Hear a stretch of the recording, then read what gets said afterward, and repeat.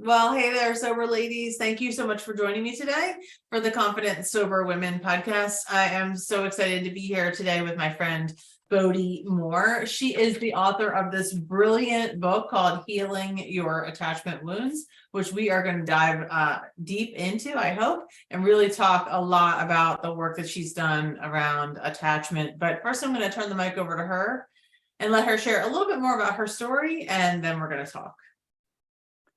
Thank you, Shelby. It's a blessing to be here. My story started, I guess my books came out of my own trauma. I'd like to say that I translate my life into healing books for women. And so the books that I write and the stories in them are very much connected to the women and the sisterhood that I am part of. But I guess my story started, I'm 65 next month.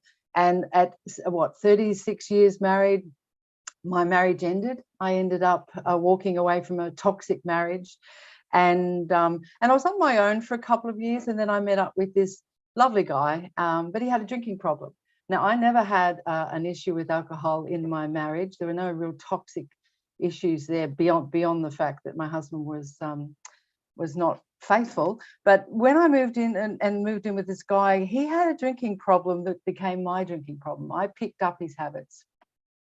And it wasn't very long before I was looking for a drink by lunchtime, and but my efforts to try and avoid having, I had so many friends that were relying on alcohol. They were in awful places, and then at the end of the day, they were looking for a drink. And I found that the drinking was ubiquitous; it was everywhere, and I was falling prey to that, and I could see it in myself. And so in the end, I moved away from that relationship. But I also had to, I think last July, I decided I'd go sober, and I haven't had alcohol since that. So I haven't had a drink, and I don't associate myself with having the need to drink alcohol. But what it did do, I think more importantly, is it just showed up my wounds. I wouldn't have thought at my age that I could be so blind to my wounds, to not realize that that I wasn't making good choices and what was driving those bad decisions and so forth. So I could see I needed help. I could see my wounds. I'd lost contact with my children. These are things that are mentioned in my book, Healing Your Attachment Wounds, and I had to dig deep and pull those out. But again, I had lost my voice. I had no idea how I got there. I could see I was ill-formed, but couldn't quite figure it out. And so I set on a quest to find out what that meant for me. And so I started to write. I went back to what I love to do, and I started to write. And from that came both of these books, Women Going Sober, which was the first little foray into could I write, and then in the second book, Healing Your Attachment Wounds, which was really difficult to get out because I didn't want to own my shit. I didn't really want to see it. And it's hard to say, when your dreams all go up in smoke and you find yourself at this stage of your life in a very fragile and vulnerable place, it's very hard to own that. But I have, and 2 books have come out of it. So here we are. It's a beautiful story. Thank you so much for sharing that and for being so honest. And I have not read the first book, I'll have to say, but this book, Healing Your Attachment Wounds, has been really, really interesting to read from both a clinical standpoint as a therapist by trade, as well as a woman in long-term sobriety who's done a lot of my own healing work as well, but is always continuing to do so, right? We never really arrive in this journey. There's no end until we are no longer living. And so to just look at this stuff a little bit deeper and in a new way through the lens of attachment styles has been really, really fascinating. So I just have some things that I'd love to just ask you, and then we're just going to kind of chat about it if that's okay. And it sort of progresses through the book in the way that you laid out. But I'm just curious if you could share a little bit about why we're attached. You talk a little bit about that in your book, but just for the audience, kind of what that means and why we are attached. Well, I think as mammals, we're born to be attached. We're born to have these connections with human beings. That's what we're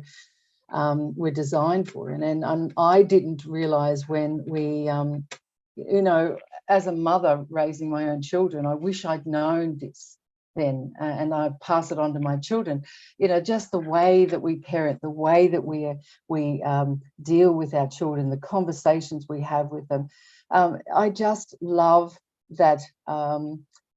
You know, when it comes to the attachment as such, I didn't realize how important it was, how parts of me fell away from the very beginning, from my attachment with my mother, or lack thereof. I had no idea how, you know, I only knew that I had to survive that. I understood the various parts of my my childhood going through to my adulthood, that, you know, when it comes to the attachment, it's just so it's so important to how we see ourselves in the world. And I know out here I don't have, I'm devoid of those attachments. I have cut a lot of those attachments off, and it hurts. You can't survive without them. You have to find ways to create relationships with people, find the attachments, and sometimes you have to sever attachments with people who are not good for you. You have to let that go. But I didn't understand how everything really evolved in my life around the attachments, the ability to attach, or my inability to attach. I didn't realize with my children how I had not attached the way I thought I had. And I don't think I've had a relationship with myself all my life. I don't think I've had an opportunity to attach with myself either. So to answer that question, I guess I'm still learning. At my age, I've just scratched the surface of that, and that's an honest answer. Yeah, and it sort of speaks to me when I hear the kind of the phrase that, you know, we were really created to connect. I believe, you know, by our higher power, whoever you choose to call that, or whatever that looks like for you. But we, as mammals, like you mentioned, but as humans, we were designed for connection. We were meant to live in community and to be attached to others. So it is part of our makeup. One of the things that I thought was really fascinating that you talk about in the book is that attachment really begins, you know, prenatally. You know, that we are in the womb and starting to grow, you know, as a tiny baby human, and that attachment, obviously physically to the mother, is there. There's a physical attachment. But when we start to talk a little bit about the emotional attachments beginning prenatally, I was kind of fascinated by that. So it really is what happens with the mom and what her state of mind is and how she's living really does affect that baby, right? Absolutely. This is the part that fascinated me, and it bore itself out in my own, in my childhood, and how I was born very unwell and stayed unwell. And my mother was extremely stressed out, having 6 children in 7 years. And the inability to bond. And then you go to my own children and the stresses that I was under when I was having my own children, and the conversations you can now have with them as adults, and how they felt at that time, how they felt that they lacked certain things, that you thought you were doing the best thing as a mother, but you are doing the best that you can wherever you are.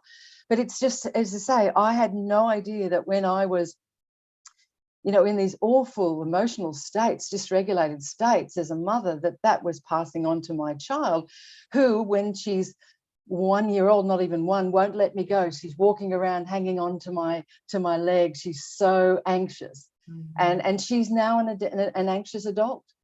And I think if I could go back and do it differently, and that's part of the wish for this book, is that we can parent differently, and we can look in terms of when we are pregnant and carrying our babies, there's some things we have some control over, and there's some things we cannot.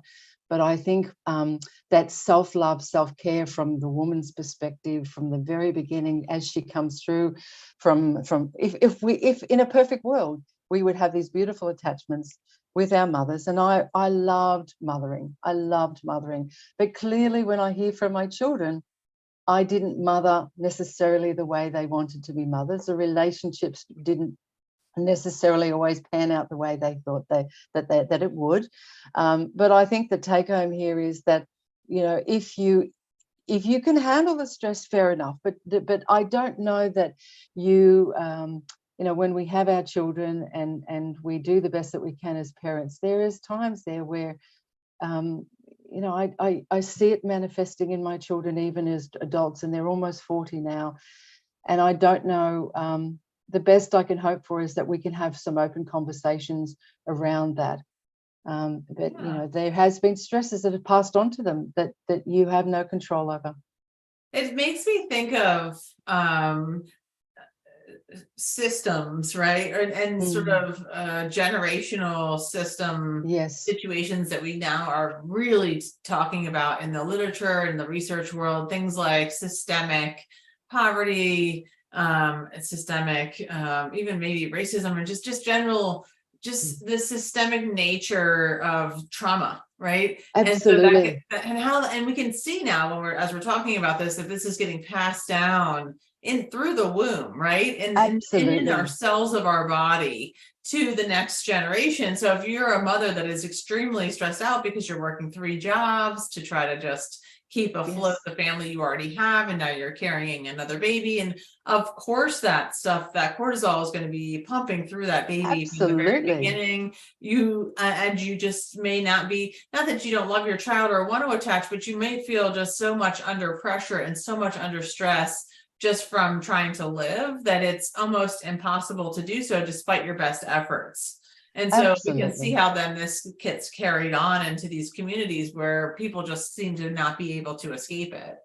No, and it is generational. And then there's some argument with that it is embedded in our DNA, and I would probably agree with that myself in my own experience. But you're right, and I could see that generational trauma coming through from my own mother's story, though I didn't understand it, though she never conveyed it to me till I was well into my 50s. And I learned how to tell my story through some Aboriginal, through a beautiful Aboriginal woman that I was working with in one of my roles, and she talked about how they tell their stories. And I thought, I've never asked my mother a story. Maybe I should go back and ask her. And what I got from Mum was this beautiful story, but a heartbreaking story of so much pain and so much suffering. And by that time, I was old enough to listen and old enough to take it on. And it all started to add up. It all started to make sense when, why she couldn't connect with me. Why, and as I say in the book, I come back full circle. And look, I was behaving in ways that my children then started to behave towards me. It was repeating itself down the generation, and I was astute enough to see that. And I wanted to put a stop to it, at least if I could. If there was something in me that could grow big enough to ascend above all this and start to be the healer of my family, then I would find a way to do that. And so I started with going back to my mother, and I owned my own behaviour. I owned the pain that I caused her, and I asked for her forgiveness, as I say in my book. But I also understand how she was doing we are locked into what we know. We can only parent, and we can only love with the love that we have any exposure to. And I think I agree with Gabor Mate that we live in a society that is extremely broken, and the disconnections that are there. And I think I struggle with it in my own way, in that disconnection. But also, as myself, when I left my marriage, I didn't have one girlfriend, not one friend to go to. And so we isolate ourselves too in part of our trauma. We isolate ourselves, not by design, but it just, for particularly women that tend to be in narcissistic relationships, you end up isolated. So going back to the generational thing, I think that, well, I know that I've set myself that goal for all the days that I have left, that I can learn how and heal the part in me. And I do the Ho'oponopono prayer every day. They're saying, what is it in me that needs to change, to help change them? And so I do all the work on myself. All the work is on me. It's not relying on anyone else. I go in and I think, if something is pissing me off, if someone's pissing me off, I just say, what is it in me that finds that can see that in them? And that's really good. I don't know how you got sober, or if you were ever around any of the 12-step programs, but in the 12-step programs, in the 10th step, especially in the book, it's called the 12 and 12, if you're familiar with it. In the 10th step, it talks about exactly that situation, that when we are disturbed, there's something wrong with us. And I'm a firm believer of that. And it's hard to hear that It's hard to hear those Absolutely. kinds of words. Nobody really likes that. We don't No. like, we want to quickly say, "Yeah, it's Ah, me," or but "He it's did all that of to that. me," or she hurt my feelings," or whatever. But I think it's so whatever the opposite of self-centered, it's non-self-centered when we can actually take a look. It's very emotionally mature to look at the Absolutely. things and say, And like, and oh, what is my part in this story? And you're doing that absolutely. now with your kids, which is such a brilliant example for them and for you. Do you know what I mean? Yeah, Because what you've been doing, and through that storytelling with your mom and just the work you've done, is reparenting yourself. And this is absolutely. a skill we get to have, right? I teach it to the women in my programs as well and in my courses, and we can reparent ourselves. It's a term that a lot of us aren't familiar with, but we get to do that through the work of Yes. understanding these attachment styles, understanding where we came from, what is our role in it, and then what did we really need? What did we need then, and how can we Yeah. give it to ourselves Yeah. now? Absolutely. And then look, it's reacquainting ourselves with our authentic self, Uh-huh. because we fall away along the years through, and I think women particularly, there's pieces of us that drop off because we do for safety the things that we probably would not like to do, and we sacrifice our authenticity. And as I said, I could see that happening in my childhood. And I don't know what the authentic me looks like, but I'm damn sure going to go and find her. I'm going to spend the rest of my life trying to find her. And it is about ascending above the internal and the external drama. And I know that the single hardest thing to look at is the unflattering parts of your life, and own that. And I know there are so many self-help books out there and all of these courses you go to. At the end of the day, you still got to do the work, and the work, it's an inside job. The only way through this is the only way to get past it is to go through it. And I did a plant medicine session, which was really interesting, and I did a personal session for about 9. I did it overnight, stayed with these people and did my magic mushroom experience. And I spent, I kid you not, 9 hours in the fetal position, crying my eyes out. It was not what I thought it was, but it was what I needed. And of course, any of the modalities I talk about in the book was one of the things I did with, in a proper setting. And it was just amazing, owning your grief. Yeah. Owning all the parts of you that are broken, and then letting that come through you. So I definitely do the work, and that's what the book is about, is just finding ways to do that. It sure is, and you really lay it out well, and you're so vulnerable, which is awesome. So let's talk about the 5 attachment wounds, if you don't mind. Can you just give us kind of the rundown? You used work from several different researchers and kind of shared the 5 attachment wounds. Can we talk about those for a minute? I don't have them in front of me.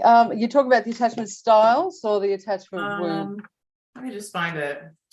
So like abandonment, rejection, betrayal. Oh yes, abandonment. Yeah. And injustice. Yeah. Let's have a look. Let me see if I get You the said book. these are the most prominent and insecure attachment styles. Let me just attachment styles. Just let me have a look at, bring it up in my own book. Well, maybe specifically, and more specifically, we can get to the addiction part, which so those were the 5 attachment styles. So I'll just repeat them so everybody can hear it. Abandonment, rejection, betrayal, humiliation, and injustice. Those are the 5 attachments styles that wounds that you talk about. But most really what jumped out at me, which I really, really wanted to talk about, which I know our audience will love, is the piece that connects to addiction. Because what we know is that all addiction really arises from abandonment, neglect, and abuse. Like we know that from in some way. And the abandonment can be, like, for me, my parents were divorced and my biological father left our family and was pretty much, we were, abandoned us, or at least that's how I internalized it and how it felt for most of my life. And so even though I was raised by a wonderful mother, she remarried and we had a wonderful dad and a family, that abandonment is truly what I believe set me into the trajectory that created a raging addiction.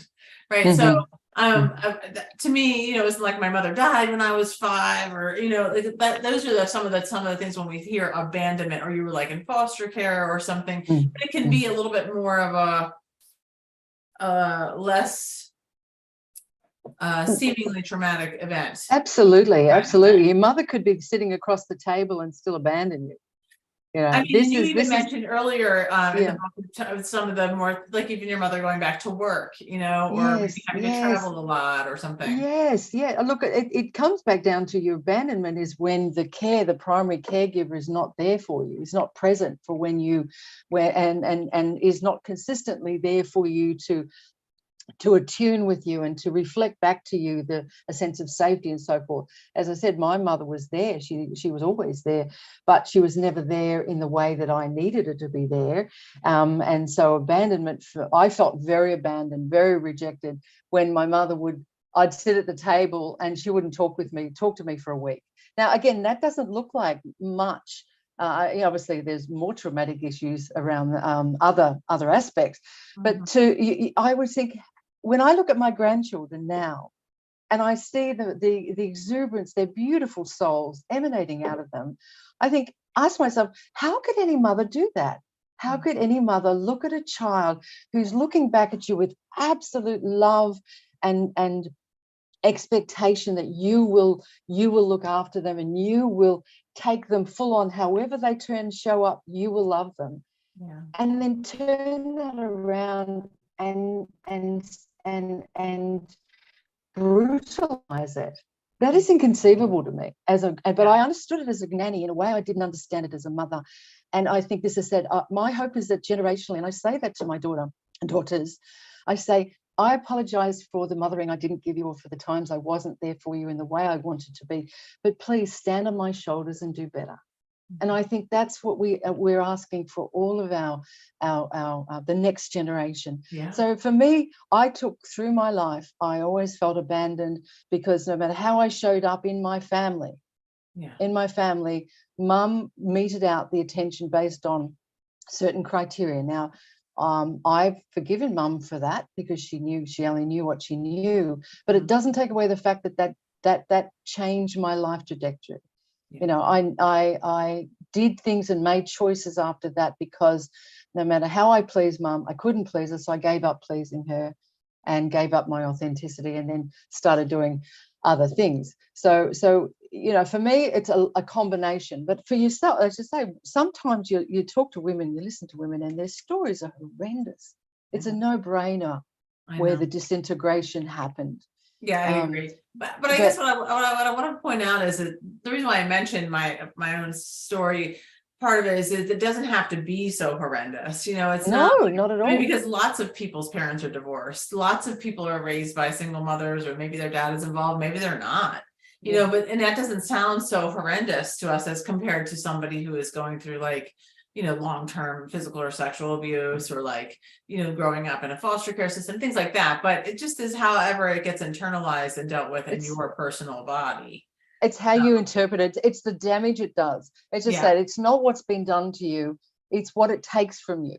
Yeah. And that's it. So two children in a similar situation with different resilient abilities may lay down different memories of that and how they take it, as you say. And it's just owning, or at least acknowledging. I think you can't fix what you can't see. That's it. I think when you go back and start writing your journals and start to see that, how did you feel at that moment? What part of you didn't get change from that encounter? And it does not have to be massive, or moments that you feel were I guess harmful. Even in that thing, it could be just you got up one morning and I mean, there's so many situations I could give you as examples, but yeah.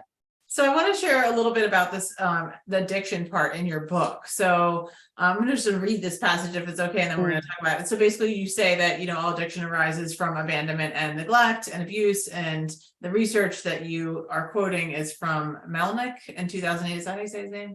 Melnick. I think so. Yes. In Yes. 2008, it says stress, abuse, and lack of love and attachment to deficiencies in our ability to create endorphins and dopamine, necessary chemicals in our bodies that give us both pleasure and pain relief.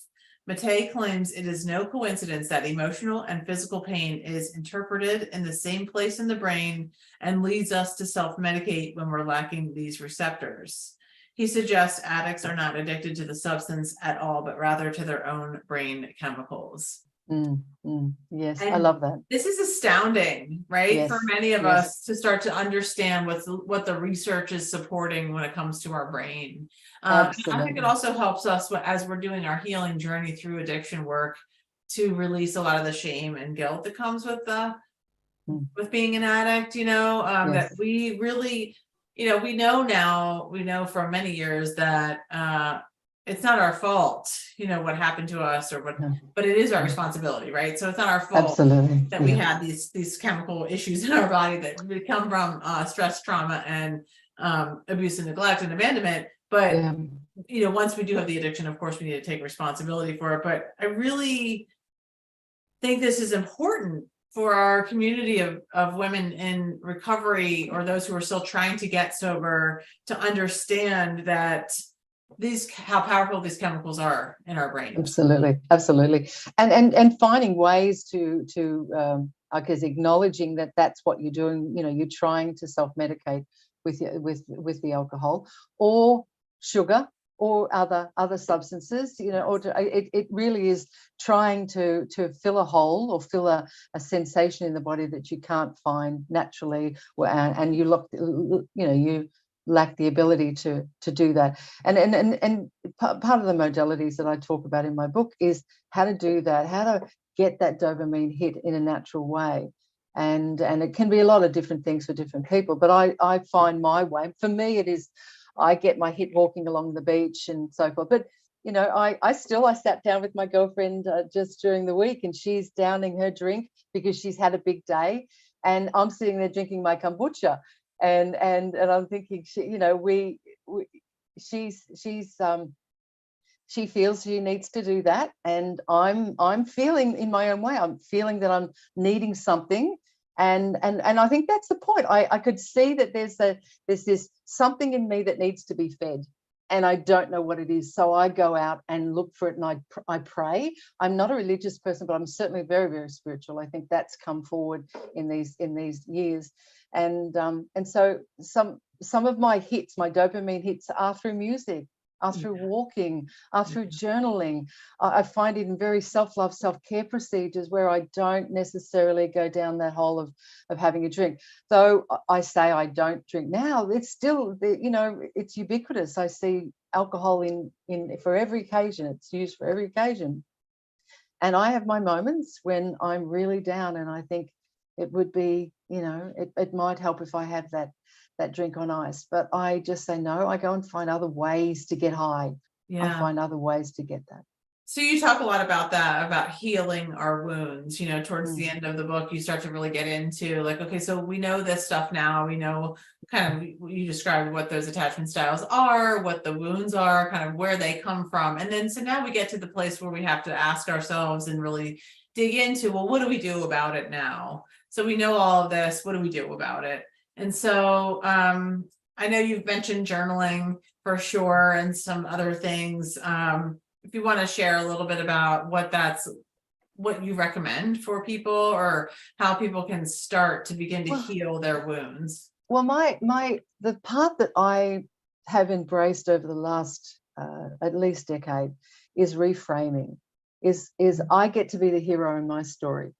I write my story, and I've been enabled, rewriting that story enabled me to actually put some books together. But it is going back and de-identifying with the woman back there and finding the woman I imagined I could have been, and writing a script around her. Now, vibrationally, she's far away from me right now, but every day, and again, it is about energy. It is about understanding that we are vibrationally living in a world that matches where we are. And that woman that I want to be, she sits out there. I'm trying to get to her, Every day I get up trying to be with her, but I write my stories. I give myself, I use my imagination to imagine where I might be and how I might get there. And that has been singularly the most powerful thing I've done, besides, as you say, embracing spirituality and synchronicity and getting up in the morning and talking to my higher self, letting my higher self come through. It's what I write them, and then I put them out on my computer, and I read them back. I take them on my recorder, and I play them back to myself religiously. Sometimes I do that at night time. It's programming, reframing, neuroplasticity, reframing the brain to believe something that it right now perhaps has a hard time wrapping its head around. But yeah.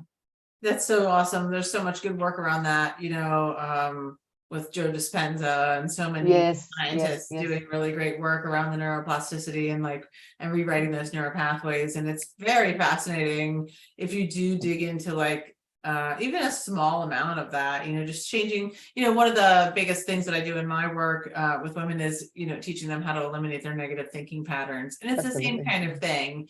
First we have to really identify them. We have to take an inventory. We have to understand when they happen, where we can feel it in our bodies. And then we begin to rewrite that story by reversing those negative thoughts with much more positive ones. But it's very gentle. We need to be slow and gentle and not so dramatic, not these big statements that are kind of impossible to believe, but just gentle shifts into I'm doing the best that I can right now. Or, I can do hard thing, even though I'm worried about the situation, I know how to handle it, I can take care of myself today.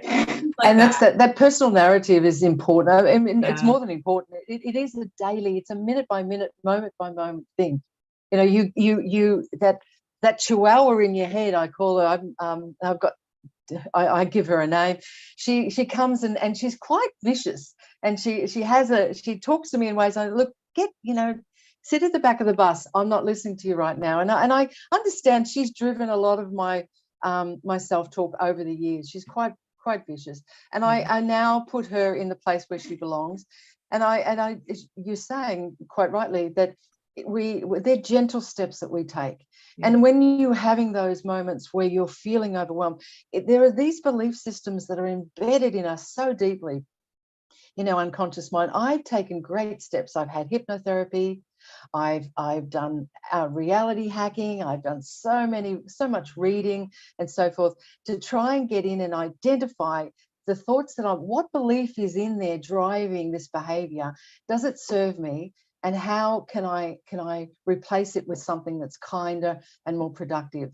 And that is part. The reframing is one part. That's the story you'd like to live. But the everyday grind is not easy. It's not easy at all. And so your baby steps. I felt like this today. Oh my God, I feel like I'm going to cry. And I may spend a day crying. I may spend a whole day crying. And I don't even know why I'm crying some days. But I let myself cry. I take my walks off, and I know that I get up in the morning, I make my bed, I take a little step that takes me one step closer to where I feel I want to be. Because in my world, there's no one here in my world but me. My children are not around me. My grandchildren are not around me. There's no family around me. There's just me and the friends I make out here. So I've tasked myself.